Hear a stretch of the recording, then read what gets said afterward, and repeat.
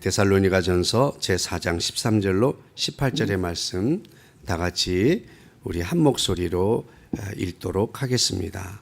시작. 형제들아, 자는 자들에 관하여는 너희가 알지 못함을 우리가 원하지 아니하노니 이는 소망 없는 다른 이와 같이 슬퍼하지 않게 하려 함이라. 우리가 예수께서 죽으셨다가 다시 살아나심을 믿을진대 이와 같이 예수 안에서 자는 자들도 하나님이 그와 함께 데리고 오시리라. 우리가 주의 말씀으로 너희에게 이것을 말하노니 주께서 강림하실 때까지 우리 살아남아 있는 자도 자는 자보다 결코 앞서지 못하리라. 주께서 호령과 천사장의 소리와 하나님의 나팔 소리로 친히 하늘로부터 강림하시리니 그리스도 안에서 죽은 자들이 먼저 일어나고 그 후에 우리 살아남은 자들도 그들과 함께 구름 속으로 끌어올려 공중에서 주를 영접하게 하시리니 그리하여 우리가 항상 주와 함께 있으리라. 그러므로 이러한 말로 서로 위로하라. 아멘. 아멘. 우리 서로 인사하겠습니다. 사랑합니다. 더 행복하소서. 그 일은 잘 될 것입니다. 앞뒤로 쳐다봐도 아무도 없어요. 네, 오늘 또 이렇게 온라인으로 비대면으로 참여하시는 분들이 많습니다.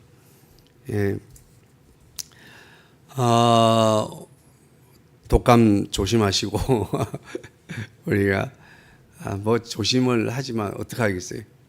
근데 제일 중요한 것은 저항력을 가지는 게 중요한 것 같아요. 늘 건강한 상태, 그리고 바이러스들이 침투해도 이길 수 있을 만큼의 저항력을 가지는 그런 건강을 유지하는 것이 참 중요한데요. 근데 뭐 바쁘게 살다 보면 피곤할 때도 있고 힘이 들 때도 있죠. 그럴 때 마귀 사단은 우리를 공격하고 또 바이러스는 우리를 감염을 시키는 것 같습니다. 영적으로든지 육적으로든지 우리가 늘 저항력을 가지게 되기를 주의 이름으로 축복합니다.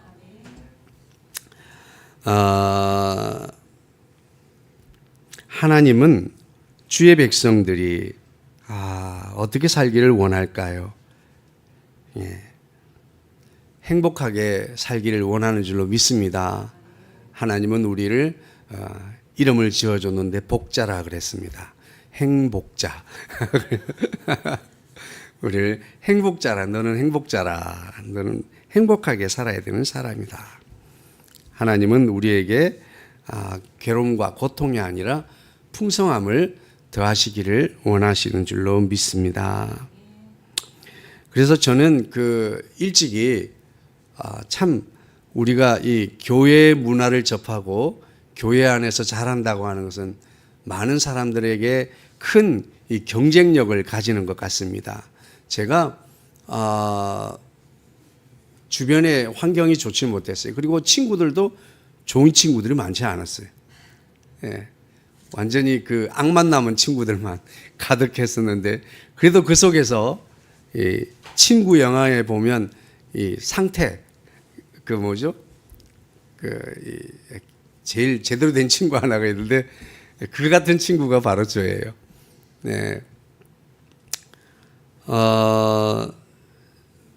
저희 어릴 때도 그랬고 또 우리 동네에도 그랬고 우리 친구들도 그랬고 늘 주변에 정말 이 폭력이 난무하고 또 힘들어서 자기 분을 자기가 이기지 못해서 막 힘들어하는 그런 모습들을 보면서 자랐어요. 그런데도 참 감사하게도 제 친구 중에 장로 아들이 있어가지고 장로 아들이 제일 못됐긴 했는데 어쨌든 그 장로 아들 때문에 교회 안에서 자랐어요.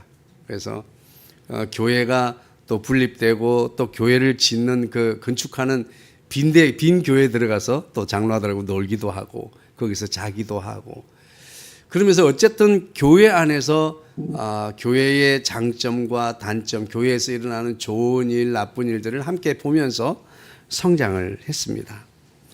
그러면서 제 마음속에 교회 안에서 자라면서 가지는 한 가지가 무엇인가 하면 다른 사람들이 가지지 못한 큰 경쟁력이 제가 무엇일까 생각해 봤더니 소망이 있는 삶이에요. 할렐루야. 저는 소망도 있고 희망도 있어요. 우리 아이들 이름을 제가 무조건 제 인생에 있어서 살아가면서 사람을 살아갈 수 있도록 힘이 되는 가장 근본적인 게 무엇일까? 사람이 살아갈 수 있는 힘, 내 지금 상황이 아무리 악조건이고 어려워도 나를 살아갈 수 있게 하는 그 원동력, 동력, 근거가 무엇일까 생각했을 때 저는 소망이라고 생각했어요. 사람이 내일에 대한 뭔가 기대가 없다면 오늘 내가 힘쓰고 애쓸 이유가 별로 없을 것 같아요. 그래서 저는 어린 나이에 소망이 있어야 되고 희망이 있어야 된다라고 그렇게 생각하게 됐어요. 이런 깨달음도 주님이 주신 깨달음이라고, 말씀 가운데 깨달아진 거라고 생각해요. 그래서 내가 결혼을 하면, 결혼도 안 했는데 애도 안 생겼는데 만약에 내가 결혼을 하면, 그리고 만약에 애가 태어나면 첫째는 무조건 딸이든 아들이든 소망이다. 두 번째 태어나면 아들이든 딸이든 희망이다. 그래가지고 보통은 이 아들과 딸의 이름을 바꿔서 부르는 분들이 많습니다. 아마 그 느낌이 여성적인 느낌이 나서 그런지 몰라도 딸을 부를 땐 희망이라고 그러고 아들을 부를 땐 소망이라고 그러는데 반대입니다.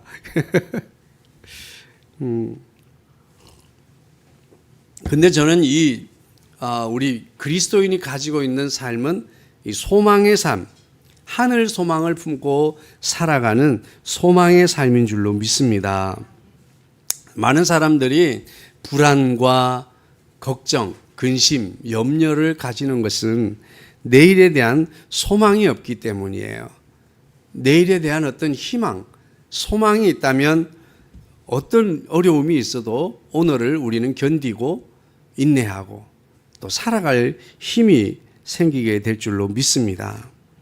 그런데 우리가 이 긍정적인 생각 또 그냥 그냥 막연한 소망이 아니라 우리 그리스도인이 가지는 소망은 무엇일까 생각할 때 그냥 막연한 바람을 가지는 소망, 희망 이게 아닌 것 같아요. 잘 됐으면 좋겠다. 좋은 일이 있으면 좋겠다. 라고 하는 막연한 바람의 소망과 희망이 아닌 것 같아요.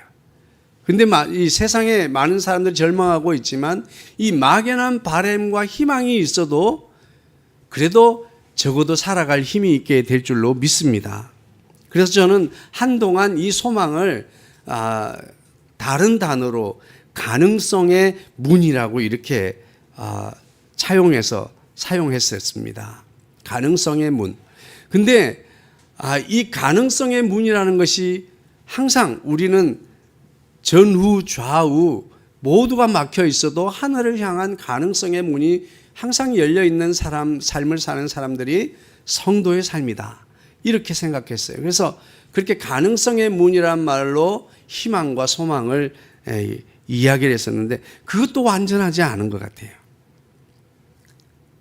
가능성이라고 하는 것은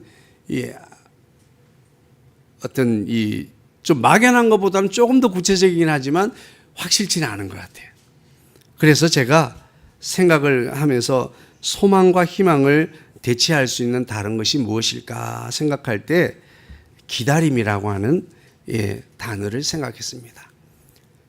그냥 막연히 기다림이 아니라 약속을 기다리는 거예요.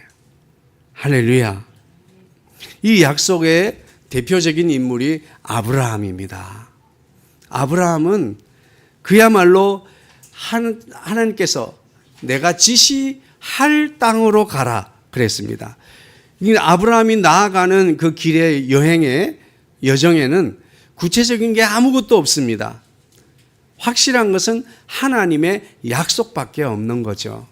그럼에도 불구하고 그 약속을 붙들고 그 약속을 기다리며 아브라함은 무턱대고 발걸음을 옮깁니다.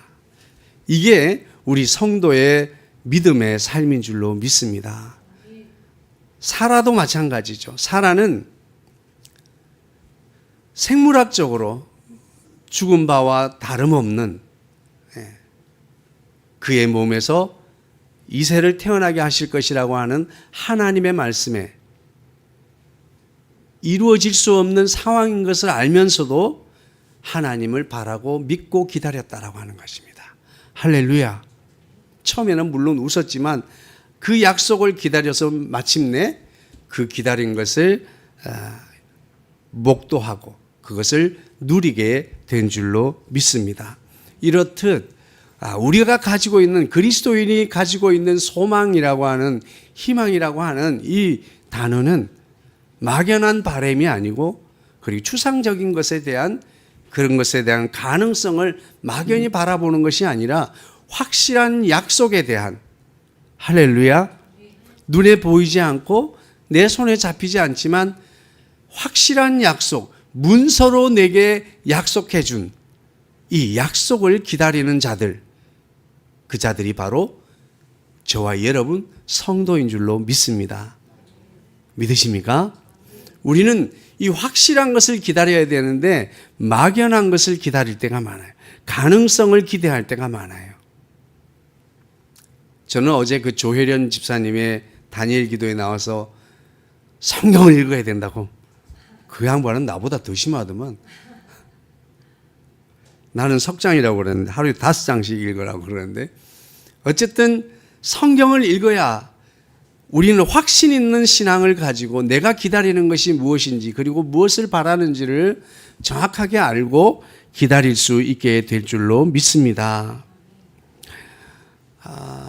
이 데살로니가 교회는 정말 서로 사랑하며 잘 섬기며 봉사하며 마치 지금 현재를 살아가는 그리스도인 같아요. 그러니까 모범적인 그리스도인, 칭찬받는 그리스도인, 칭찬받는 시민으로서의 그리스도인의 삶을 살아가는 참 아름다운 신앙생활을 하는 사람들이었습니다. 그런데 이 데살로니가 교회에 2가지 문제가 있었습니다. 하나는 종말의 재림의 문제예요. 이 재림의 문제 때문에 어떤 사람은 이 믿음 생활을 하면서 정말 거룩하게 잘 살아야 된다고 하는 사람들이 있는가 하면, 뭐 믿음으로 우리가 구원받는데 마치 지금으로 말하면 구원파 같은, 그래서 우리의 삶이 뭐 중요하냐, 이미 다 이루어 놓으신 걸 우리가 그냥 누리고 감사하면서 그때를 기다리면 되지, 이런 사람들도 있었고, 그래서 이 3장까지의 말씀은 마땅히 성도들이 살아가야 할 이 거룩한 삶에 대해서 말씀하고 있습니다. 모범적인 그리스도인으로 살아가야 돼요. 성도들이 어떤 태도로 살아가야 되는가. 그런데 이제 4장에 오면서 이 부활의 문제, 사람이 죽으면 어떻게 되는가에 대한 이런 것들로 인해서 서로 많은 이 논쟁들이 있었습니다. 여러분, 오늘 우리는 우리 그리스도인의 마지막 죽음은 어떤 것일까요?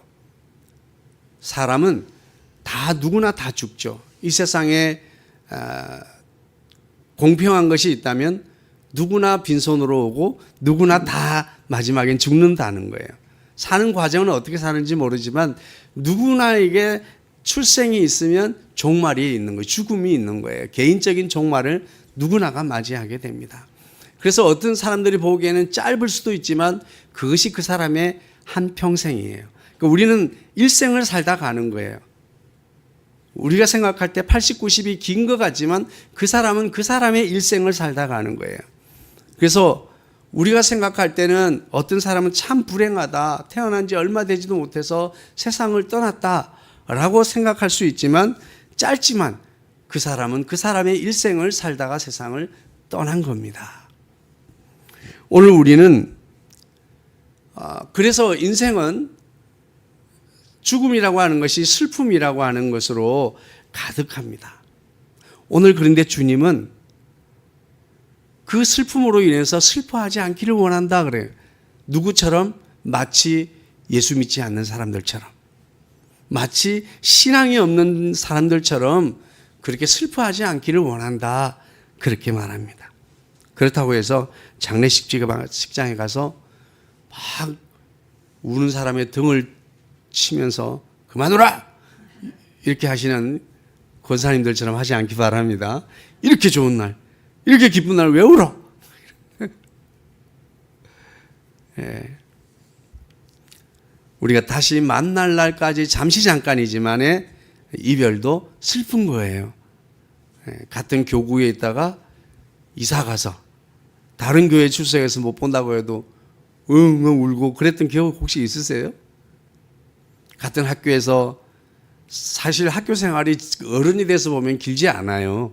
그런데 같은 반에 있다가 서울로 전학 가면 막 다시 못 올 것처럼 막 울고 불고 그렇게 하죠.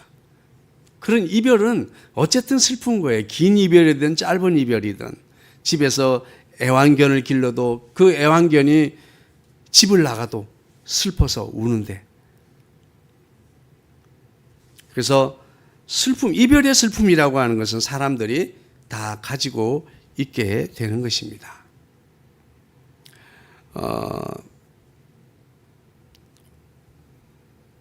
오늘 우리는 이 이별의 슬픔을 말하는 것이 아니라 여기서 말하는 것은 인간의 절망을 말하는 거예요. 인간의 이 절망. 아, 이게 죽으면 끝이구나. 여러분, 죽음을 우리가 어떻게 인식하고 죽음에 대해서 어떻게 우리 어떤 신앙을 죽음에 대한 신앙을 어떤 신앙을 가지고 있는가에 따라서 삶의 태도가 달라지게 될 줄로 믿으시기 바랍니다. 오늘 저와 여러분의 삶의 태도가 과연 어떤 것일까요? 이 세상은 죽으면 끝이라고. 우린 천국이 있다고 뭘 천국을 사모하는 찬양을 하고 천국에 대해서 있다고 고백을 하면서 우리 실상의 우리 삶의 태도를 보면 안 믿는 사람들이 볼 때는 아, 저 사람은 이 땅에서 사는 게 전부구나 라고 이해하게끔 그렇게 살고들 있다라고 하는 거죠. 오늘 주님은 예수 십자가가 우리에게 왜 중요한가 하면 예수님은 죽음을 잠으로 바꾸셨어요. 죽음을 잠자는 수면 시간으로 바꿔버렸습니다.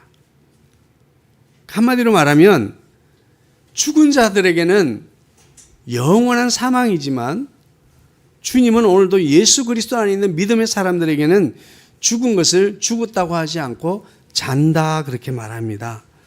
그 잔다고 말하는 사람이 어떤 사람이 있어요? 나사로 있죠. 또 스데반은 돌에 맞아 죽었는데 자니라 그렇게 말합니다. 또 야이로, 해당장 야이로의 딸도 죽었다고 난리치니까 조용히 해, 자고 있어. 그래서 마치 부모님이 자녀를 아침에 깨우듯이 그 딸을 일으킵니다.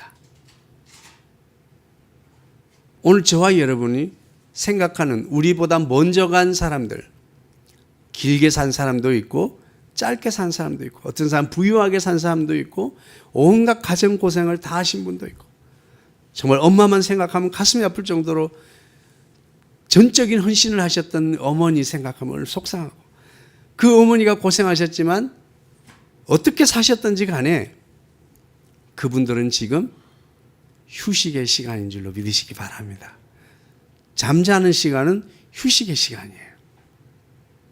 모든 노동과 활동을 멈추고 쉬고 있는 거예요.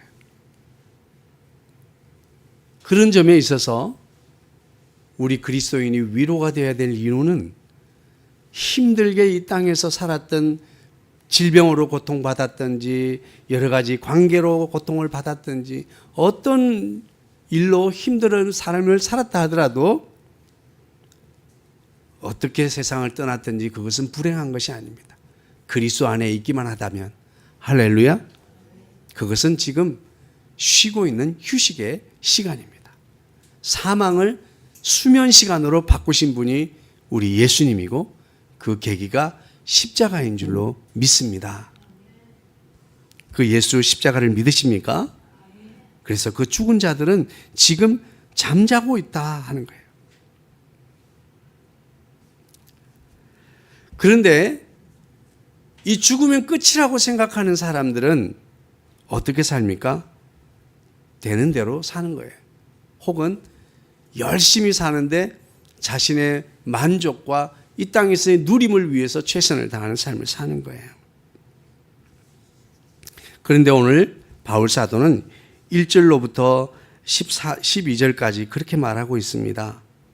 우리는 지금 잠잠히 일어나면 또 우리는 주님을 만나야 되고, 지금 잠자고 있고 쉬고 있지만 우리가 죽어도 잠자다가 휴식하다가 또 주님을 만날 거야. 잠자고 있다. 그러므로 1절부터 그렇게 말합니다. 성도로서의 마땅한 삶, 거룩한 삶을 제대로 살아야 한다. 힘있게 힘써 살아야 한다. 그리고 9절에 그렇게 말합니다.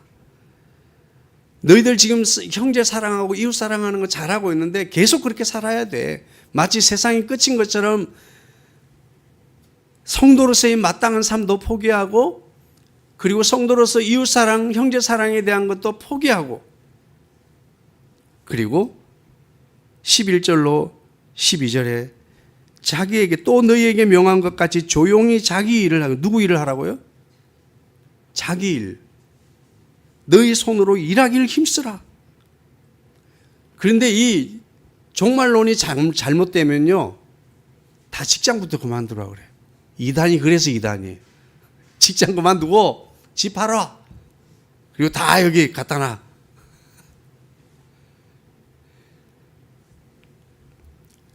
그래서 이 잘못된 종말론을 하는 그런 이단들은 교주가 다 갑부가 됩니다. 다른 성도들한테는 팔아 그러면 자기는 안 팔아요. 다 여기저기 투자하고 부동산 투자하고.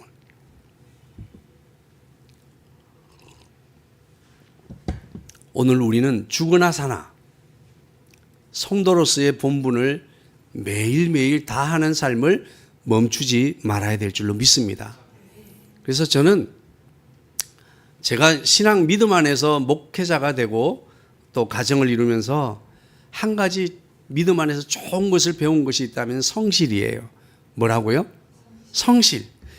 그러니까 우리가 어떤 특출하거나 탁월해서 뭔가를 이루고 성취하는 것이 아니라 매일매일 한 걸음 한 걸음, 이 끊임없이 한 걸음 한 걸음. 제가 이렇게 10km를 뛰어보니까 알겠어요. 그러니까 이거는 힘이 좋아서 뛰는 게 아니라, 그리고 지치지 않았기 때문에 뛸 수 있는 게 아니라, 그저 그냥 내가 힘들고 지쳤음에도 불구하고 한 발 한 발을 계속 내딛는 거예요. 그게 완주케 하는 능력이더라고요. 저는 그래서 성실을 배운 것이 정말 우리 주님이, 저는 성실한 거랑 정말 거리가 멀었어요.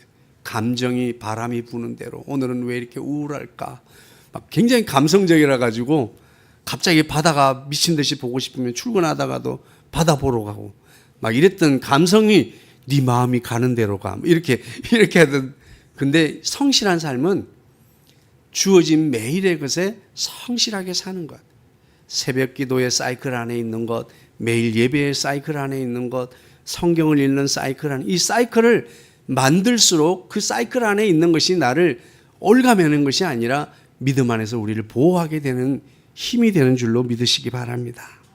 그래서 내게 준 일을 성실하게 우리 믿음의 사람들이 감당해야 될 줄로 믿습니다.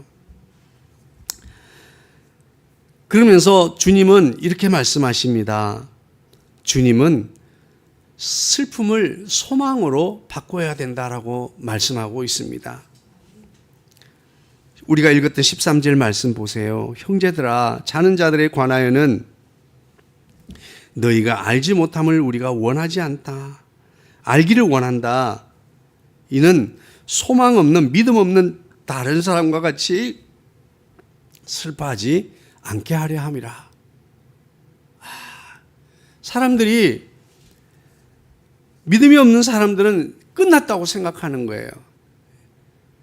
세상에서 가장 큰 스트레스가 배우자의 죽음이라고 합니다. 그래서 줄초상이 나는 이유는 이 배우자의 사망이 가장 큰 스트레스를 주기 때문이에요.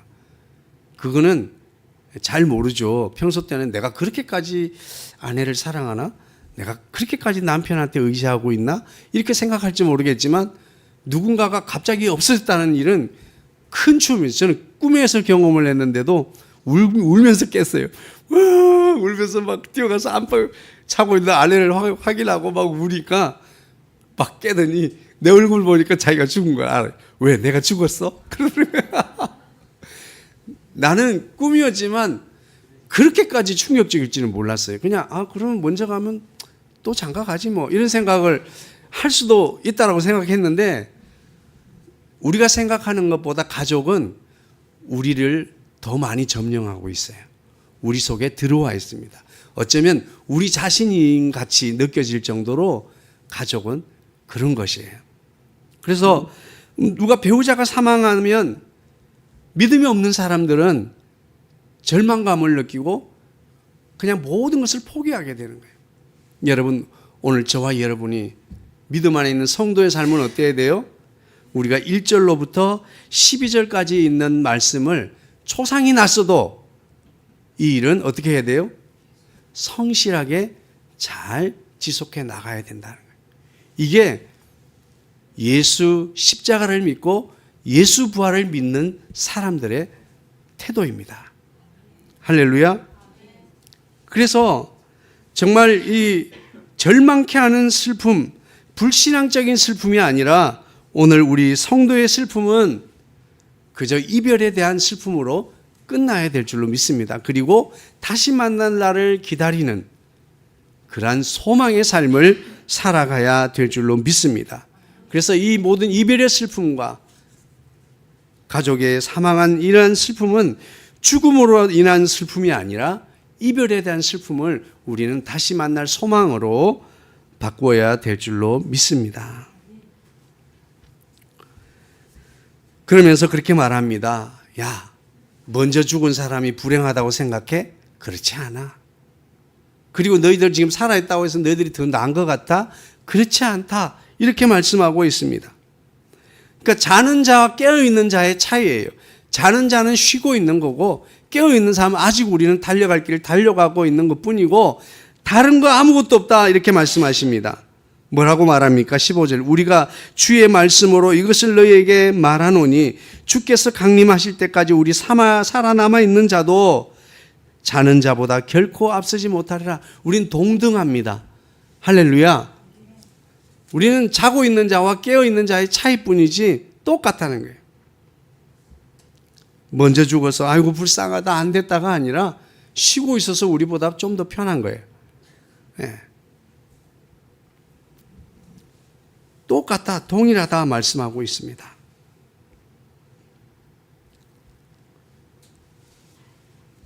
이러한 소망은 어디에서 나옵니까? 바로 복음에서 나오는 줄로 믿습니다. 여러분, 모든 것은 복음이 다예요.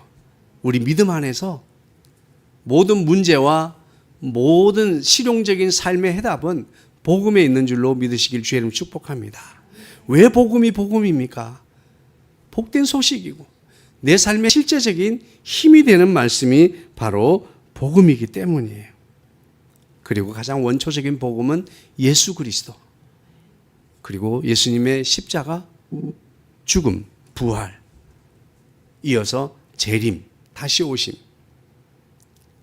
이제 추수감사절이 지나고 새로운 24년 시즌이 시작됩니다. 이제 우리의 마음에는 부활하셔서 승천하신 주님께서 다시 오실 그날을 사모하며 기다리는 저와 여러분 되어져야 될 줄로 믿습니다. 그러나 어떤 신학자는 또 다른 한편에서 예수님이 부활하신 주님은 하나님 보좌 우편에 계시지만 또 다른 성령을 우리에게 보내주셔서 이 땅에 이미 성령은 우리 가운데 임재해 계신다. 그래서 미래적인 주님의 재림을 기다리는 것도 기다리는 거지만 지금 현재적으로 이 땅에 오셔서 나와 함께 하시는 주님과 동행하는 삶을 우리는 살아갈 수 있어야 될 줄로 믿습니다. 할렐루야. 그렇습니다. 마지막 때가 되면 주님은 많은 사람들을 수행하고 동행해서 다시 오실 것이라고 말씀하고 있습니다. 그 수행할 자들이 어떤 자들입니까? 천군 천사들, 천사장, 그리고 먼저 잠자는 자들, 그리스도 안에서 죽은 자들, 잠자는 자들이 다 함께 구름 속에 끌어올려 공중에서 주를 영접하게 하실 것이다. 13절 후반절에 그렇게 말합니다. 형제들아, 이는 소망 없는 다른 이와 같이 슬퍼하지 않게 하려 함이라. 왜냐하면 예수 안에 자는 자들도 자다가 하나님이 오실 때 그와 함께 데리고 오실 것이기 때문이다. 이렇게 말씀하고 있습니다.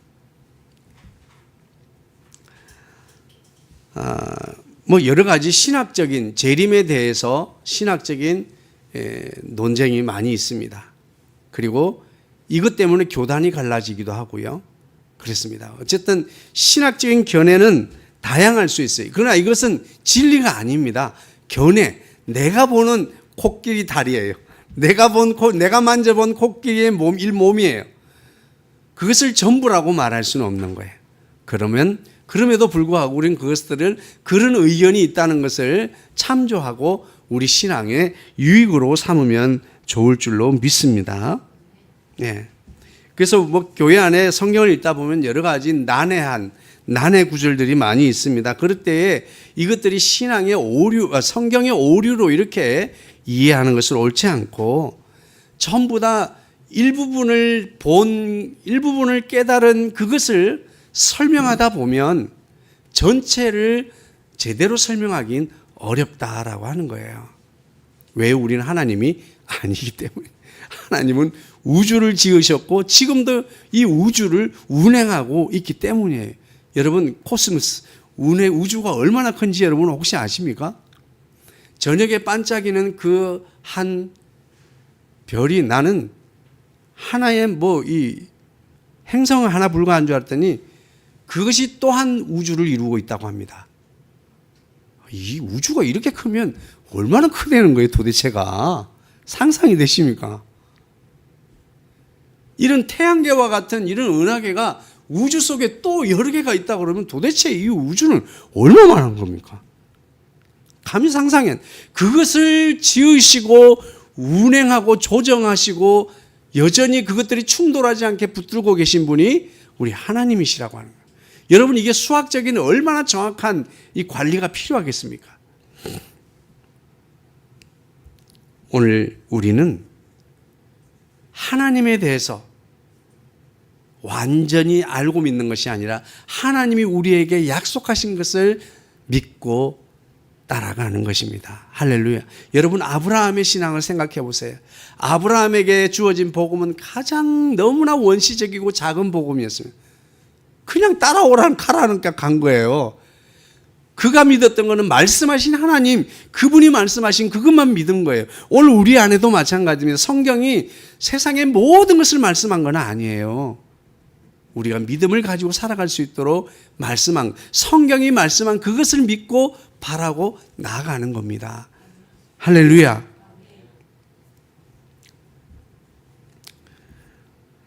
그래서 성경을 가지고 이게 역사적이네, 역사적이지 않네. 역사적이면서 역사적이지 않습니다. 어떤 것은 역사에 대해서 역사적인 곳에서는 세속 역사로 볼 때는 엄청난 영향력을 행사한 왕도 성경에서는 요만큼만 다루고, 진짜 실제적인 역사에서는 조그마한 지나간 역사를 성경 안에서는 아주 크게 많은 분량을 할애해서 다루고 있습니다. 이것은 하나님께서 우리에게 가르치고 전하고 말씀하고자 하는 대로 기록되어 있기 때문이에요. 그래서 오늘 저와 여러분은 성경에 대해서 내게 말씀하신, 우리에게 주어진 문서로 우리에게 주신 약속, 그것들을 믿는 믿음으로 살아가는 그 복음의 소망을 가지고 살아가는 저와 여러분 되기를 주의 이름으로 축복합니다. 오늘 그래서 주님은 이렇게 말씀합니다. 그러면서 결론적으로 우리 믿음의 공동체는 어떤 공동체가 되어야 되는가? 우리는 이 복음으로 서로를 위로하는 공동체가 되어야 된다 말씀하고 있습니다. 할렐루야.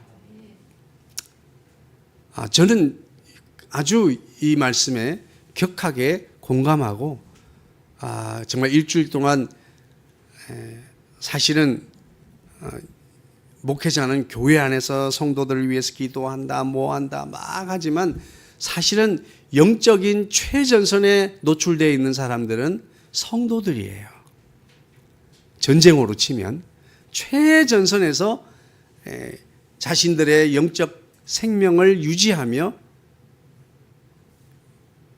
살아가고 있는 사람들이 성도의 삶입니다. 초대교회 때 성도들은 서로를 인사할 때 이렇게 안고 허그하는 인사를 했습니다. 왜 그런가 하면 서로의 몸을 확인하는 거예요. 만지면 그럼 어제 50에 하나를 감하는 매를 맞은 거예요. 너무나 핍박이 심하니까 돌아오지 않으면 죽었구나. 돌아오면 안전한 것을 서로의 안전을 확인하는 거예요. 잘 살았구나. 그리고 그 사람들 초대교회 성도들이 서로 할 수 있는 게 무엇이겠어요? 주님이 이제 다시 오실 거야. 금방 오실 거야. 오시면 우리의 원한을 풀어줄 거고 우리의 억울함도 풀어줄 거고 그분들이 가지고 있는 소망이라고 하는 것은 오직 다시 오실 예수에 있습니다.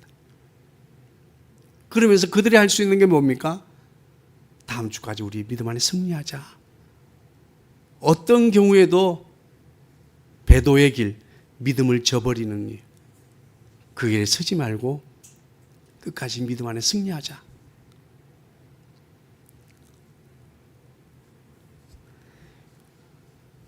요한계시록에 우리가 읽을 때의 이 기준은 끝까지 승리하자라는 거예요. 이 요한계시록은 문자에 사로잡히고 그리고 그것에 대한 이 숫자에 사로잡히면 우리는 다른 길로 가게 되고 이단이 더 좋아 보이기 시작합니다. 요한계시록을 기록한 목적은 더 격해져만 가는 로마의 지하에 압제하에서 죽어도 믿음을 지켜야 된다고 하는 죽음 이후에 있는 하나님의 상급, 그 승리해야만 할 이유에 대해서 말해주고 있습니다. 죽더라도 믿음을 지켜야 된다. 초대교회 때는 그 위협이 실제적인 위협이었습니다. 자신들의 목숨을 정말 위태하게 하는 실제적인 위협이었어요. 그러나 오늘날에는 우리의 육체와 신체는 너무나 안전합니다. 평안합니다. 안락합니다.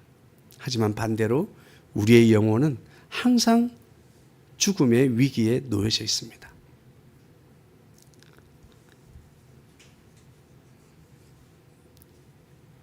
저는 사실 주일날 교회 안 나왔다고 해서 그 안 나온 성도 때문에 당당한 게 아니라 전사했을까 봐. 우리는 서로의 격려라고 하는 자원이 필요합니다.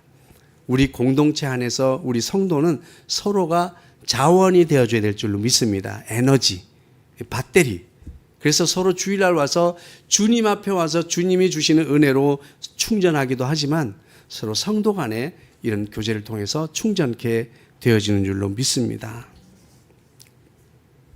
초대교회 성도들이 믿음 안에서 서로 위로하면서 살아갈 수 있었던 것, 그것은 오늘 바울이 말하는 것도 똑같습니다. 그러므로 이러한 말로 서로 위로하라. 할렐루야. 오늘 우리는 서로를 정죄하거나 비난하기보다는 서로를 위로하고 격려하는 사역을 하게 되기를 주의 이름 축복합니다. 잘못한 건 자기가 제일 먼저 알아요. 너무 잘 알아요. 그런데도 거기다 기름을 붓고 집사가 돼가지고 말이야, 장로가 돼가지고 이러면 어떤 분이 그렇게 하더라고요. 내가 되고 싶어서 됐나? 안수 집사 되라고 해가지고 목사님이 하라고 해가지고 내가 순종한다고 내가 했지. 너무 화가 나니까 지가 줘놓고는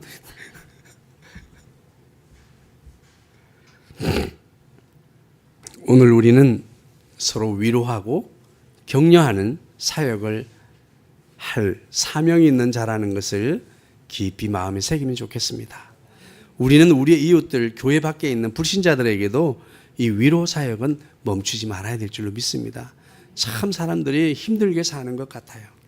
너무너무 힘들게 살아요. 열심히들 살고. 근데 그렇게 살다 하면서 유일한 낙이 저녁에 보니까 희희낙낙하는 거예요.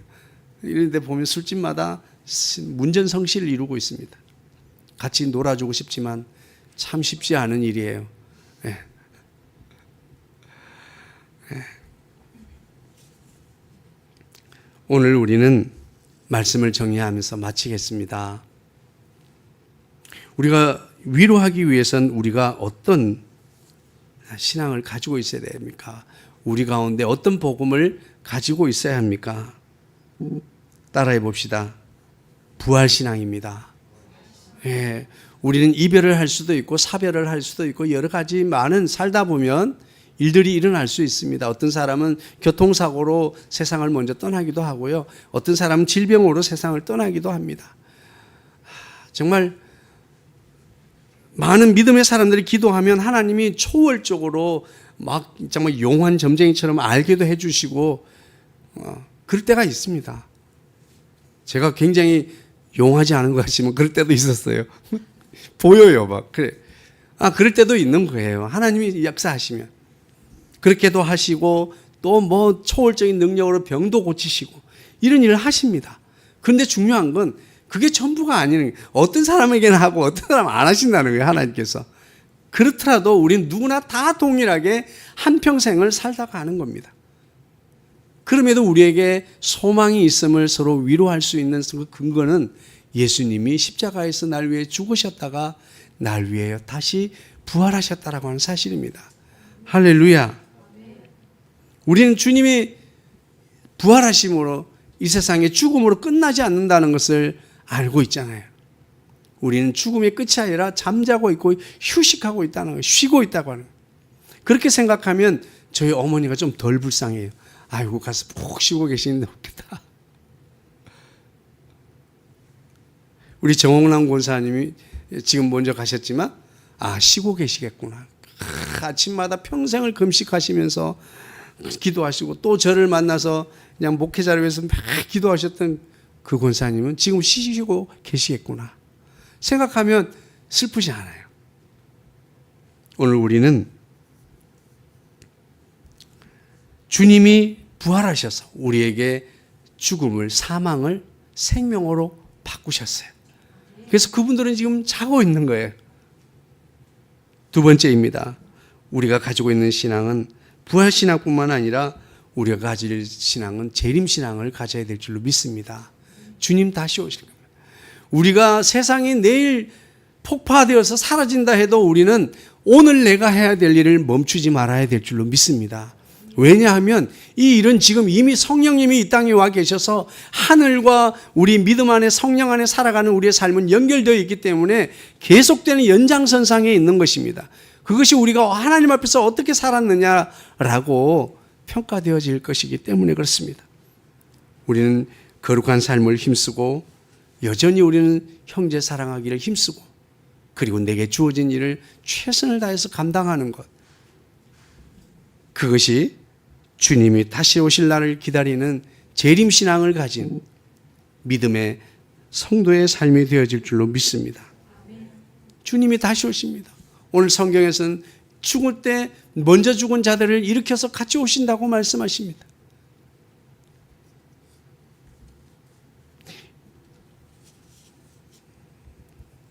신학에는 전천년설이 있고 뭐 후천년설이 있고 무천년설이 있고 저도 머리가 아파요. 어쨌거나 그건 당해봐야 아는 일이니까 그걸로 싸울 필요 없어요. 내가 겨내는 그렇다 이렇게 생각하면 돼요. 그러나 분명한 사실은 성경의 약속을 우리가 믿는 거예요. 할렐루야. 세 번째입니다. 첫 번째는 우리가 가져야 될 것은 부활신앙입니다. 세 번째 신앙은 재림신앙입니다. 세 번째는 우리가 하늘 신앙을, 하늘 소망을 가져야 될 줄로 믿습니다. 마지막 하나님의 나라에 들어가게 될 천국에 대한 이 신앙, 천국 신앙이 없다면 우리는 이 땅에서의 수고와 애씀이 정말 무가치하게 될 것입니다. 바울이 그렇게 말했잖아요. 이 땅뿐이라고 하면 뭐 이렇게 열심히 애쓰며 살 필요가 있는가? 정말 불신앙을 가진 사람들처럼 이 땅에 사는 것이 끝이라 그러면 노세, 젊어서 노세, 이게 최선의 삶이죠. 그게 지금 현 주류 문화를 이루고 있는 불신앙적인 이 삶의 주류입니다. 남자와 여자 상관없습니다. 도덕, 윤리 상관없습니다. 네 마음이 가는 대로 해. 어찌 보면 굉장히 아름다워 보이지만 달콤한 마귀사단의 유혹입니다. 우리는 그걸 알죠. 어떤 기준이 있으니까 말씀에서 그렇게 말씀 가르치고 있지 않기 때문에. 오늘 우리는 하나님의 나라에 분명히 이르러서 그분 앞에서 그분과 함께 죽은 자들도 일어나서 함께 살아갈 날이 분명히 있다고 하는 사실을 우리가 믿고 그 날을 사모하는 삶을 살아야 될 줄로 믿습니다. 그 날을 사모하는 삶이 어떤 삶인지는 우리가 이 땅에서가 끝이 아니라고 하는 사실을 우리가 믿음으로 살아가야 될 줄로 믿습니다. 이러한 말로 서로 위로하라고 말씀했습니다. 예수 십자가, 예수 부활, 재림, 영생, 오늘 이 복음을 붙들고 서로를 위로하고 격려하며 끝까지 우리 믿음의 경주를 승리하게 되기를 주의 이름으로 축복합니다.